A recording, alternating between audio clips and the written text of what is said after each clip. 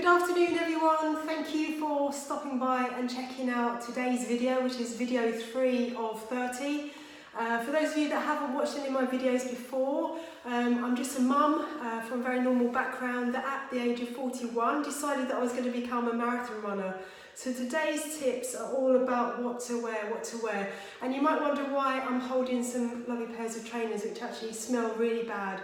And that's because one of the most important things when you embark on the career of marathon running is to make sure you have the right trainers. It can cause so many problems that you didn't even realise were connected to wearing an old pair of trainers in your legs, your hips, your knees, your back, everything. So one of the pieces of advice I was given when I first started was to go and get what's called a gaiter analysis. I'm just going to pop these down. Any good running shop will do a gaiter analysis for you, and they will do it for free of charge. And what they do is they get you onto a running machine and video you running, and then they watch the video back and they can recommend, the best pair of trainers for you. So for me, I'm an overpronator, which means I run my feet slightly like that. And Asics are the best brand for me to run as flat as possible, so they build the shoes up so your feet are nice and flat. It's one of the best investments I've made in my running career. And the other thing to take on board is that, like a set of tyres on your car, your running trainers don't last forever, okay? So the average mileage that you can do in a pair of decent running trainers is 300 to 500 miles. So when you're training for a marathon, you probably need about 1.5 pairs of trainers. And I showed you my ones there because I've got a wardrobe full of trainers now. I don't want to give them away because each of them has got me through a marathon, and they're very special to me. So I'll probably have, when I die, someone will inherit a loft full of trainers. In terms of costs, you need to be looking at around about £100 for a really decent pair of trainers. But as I said, you'll get the investment back tenfold because you're giving your body the best chance of being able to run a marathon injury-free.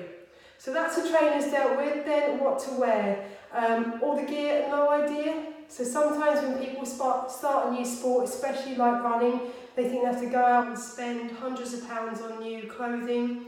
You don't, okay? It's very simple. Just make sure it's dry fit. For me, as a woman, you need to make sure you wear a really, really decent sports bra.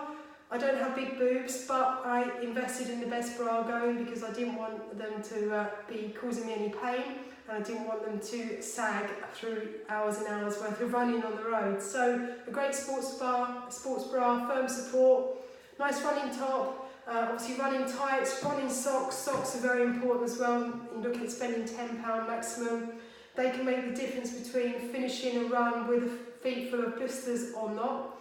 So make sure when you buy your trainers from a specialised running shop that you also ask for the right socks to go with them. Never ever wear a brand new pair of socks for a marathon. Never wear anything new for a marathon. Always wear clothing that you've been training in, so your body knows what it feels like, you know if it's going to rub you or affect you in any way, okay? The last thing, clothing-wise, is a great running top, again, dry fit. Do make sure it's got a couple of pockets if you can, so you can get little bits and pieces in there, and so it's comfortable to wear as well. Obviously, a lot of marathon training for me is done in the winter months, so I also wear an extra base layer just to keep me warm when I'm out running. It's the marginal differences that make a huge overall difference when you're out there for 3 or 4 hours training. A piece of clothing that's rubbing you or a pair of shoes which just isn't right will cause you no end of problems. This is really good. It's called a flip belt. You literally just wear it around your waist, like so. And you can keep lots of things in there, like your phone, some money. I always take my phone with me if I'm out running on my own. I always take a little bit of money with me as well, just in case the worst should happen and I need to get some food or do something to get me home.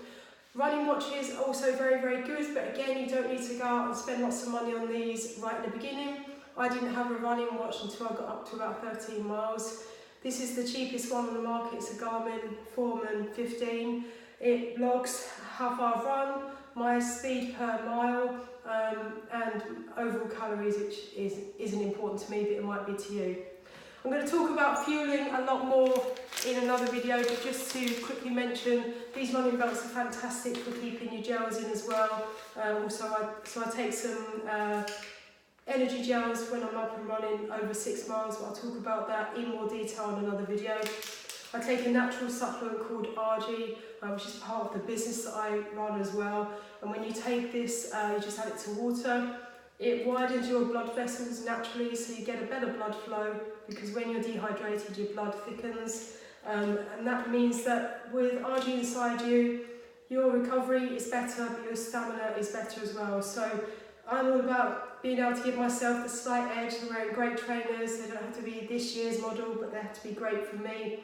Great dry fit clothing that fits really well, a decent running watch, keep my phone and my money with me, and using natural supplements to give me the best chance that I can of having a great run. So that is today's video. I hope you found it useful. Please like and comment my posts. Please forward them on to other people that you know that would be interested in learning how to become a marathon runner.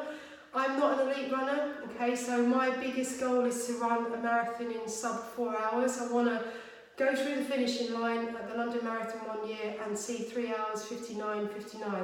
Okay, that's my goal. So my average time is 4:20, and I'm all about just sharing the advice that I have, the things that I've learned over the last 4 years, so you don't have to make some of the mistakes that I have. It's not an expensive sport, it's just a sport that anyone can do. You can just exit your house and go out and run for a couple of miles. So enjoy, and I will see you all tomorrow.